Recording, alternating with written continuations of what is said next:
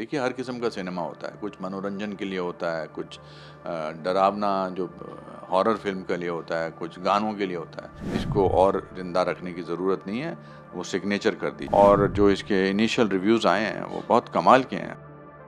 मैं जब फ़िल्म की शूटिंग कर रहा था द सिग्नेचर की, तो मैं समझ गया था ये फ़िल्म जो है लोगों को सोचने पे मजबूर कर देगी। देखिए हर किस्म का सिनेमा होता है, कुछ मनोरंजन के लिए होता है, कुछ डरावना जो हॉरर फ़िल्म के लिए होता है, कुछ गानों के लिए होता है और कुछ अलग-अलग मुद्दों पे सोचने में मजबूर कर देता है। एक ऐसे आदमी की कहानी है जिसकी वाइफ़ वेंटिलेटर में है और डॉक्टर उसको कह रहे हैं कि आप ये डीएनआर पे साइन कर दीजिए, डू नॉट रेसिसिटेट, मतलब कि इसको और ज़िंदा रखने की ज़रूरत नहीं है, वो सिग्नेचर कर दीजिए। और वो सोचता है कि इसके चांसेस क्या हैं?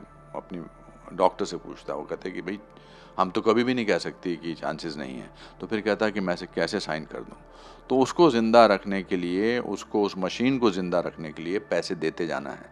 तो कैसे अपना घर बेच देता है, अपनी पॉलिसीज़ बेच देता है और जो इसके इनिशियल रिव्यूज़ आए हैं वो बहुत कमाल के हैं और मुझे बहुत खुशी हुई इस बात की कि हमारे जो रिव्यूअर्स हैं, हमारे जो क्रिटिक्स हैं, वो इतने सेंसिटिव हैं बिकॉज़ उन सबको अपना जीवन इस फ़िल्म के अंदर नज़र आया होगा। मिडिल क्लास इंसान को पोर्ट्रे करना सबसे ज़्यादा मुश्किल है और वो भी स्वाभाविक तरीके से, रियलिस्टिक तरीके से बिकॉज़ मैं खुद निम्न वर्गीय मध्यम परिवार से आया हूँ।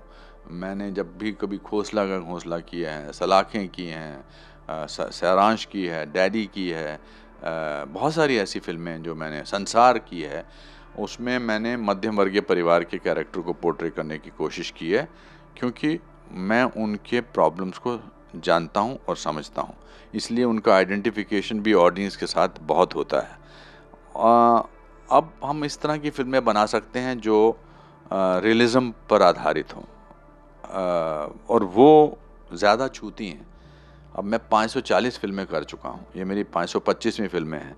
तो ऐसा लगना चाहिए ना अब तो लोगों को, अरे अनुपम खेर ही एक्टिंग कर रहा है। मगर जब ऐसा नहीं लगता है और उनको लगता है कि मैं वही कैरेक्टर हूँ जो मैं पोर्ट्रे कर रहा हूँ इसमें अरविंद, तो फिर बहुत बड़ी उपलब्धि की फीलिंग आती है। और द सिग्नेचर यही है, आज ये ज़ी5 पे प्रीमियर हो गई है, अब लोग दर्शक इसको दे सकते हैं ज़ी5 पे एंड अपने जीवन की कहानी उनको नज़र आएगी। देखिए हम हॉस्पिटल्स में बहुत बार गए हैं, लेकिन मैं ये कहना चाहूँगा कि कोरोना के बाद जो है वो हर एक इंसान, दुनिया का कहीं भी रहने वाला इंसान किसी न किसी तरीके से, चाहे रिश्तेदारों के तरीके से, चाहे दोस्तों के तरीके से या किसी जान-पहचान वाले के तरीके से, हॉस्पिटल के साथ ज़रूर उसका कोई ना कोई आमना-सामना हुआ है। तो इसलिए ये फ़िल्म बहुत इम्पोर्टेंट है आज के दौर में। इसमें 2 बातें हैं, एक तो जो जनरेशन एक्ट करना चाहती है। देखिए हमने सोशल मीडिया के थ्रू, बाकी चीज़ों के थ्रू कुछ इस तरह का माहौल इकट्ठा कर दिया है कि जो आज्ञाकारी बच्चा है, जो माँ-बाप का ध्यान देता है, वो कूल नहीं है। जो रफ़ियन है, जो बदतमीज़ी करता है, वो बड़ा आजकल का, ऐसा है नहीं। मुझे लगता है कि अंदर हर आज की जेन ज़ी जो है, उनके अंदर भी एक बहुत अच्छा दिल पनपता है। उनके अंदर भी बहुत अच्छे फीलिंग है, वो भी माँ-बाप का ख़्याल रखते हैं, मगर उनका अंदाज़ अलग है। मेरी जनरेशन वाले लोग एक्चुअली हँसते हैं, एक्चुअली हँसते थे, एक्चुअली गले लगते थे। आजकल की जनरेशन इमोजीज़ पे डिपेंड करती है। उनको हँसी भेजनी है तो इमोजी, हग भेजना है तो इमोजी, गुस्सा दिखाना है तो इमोजी।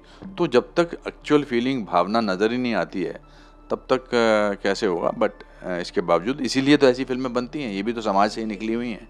इसमें भी तो आजकल के बच्चों की कहानी है। मेरे बड़े अच्छे मित्र हैं पंजाब केसरी के, किरण जी हमारी मित्र हैं और एक बहुत ही इम्पोर्टेंट पेपर है। मेरे पिताजी शिमला में जब रहते थे तो पंजाब केसरी बहुत पढ़ते थे। उनसे मैं यही कहना चाहूँगा कि हमारी फ़िल्म आज ज़ी5 पे आ गई है, तो ज़रूर देखें और स्प्रेड करें ये मैसेज और इस फ़िल्म का दूसरे लोगों के साथ। धन्यवाद।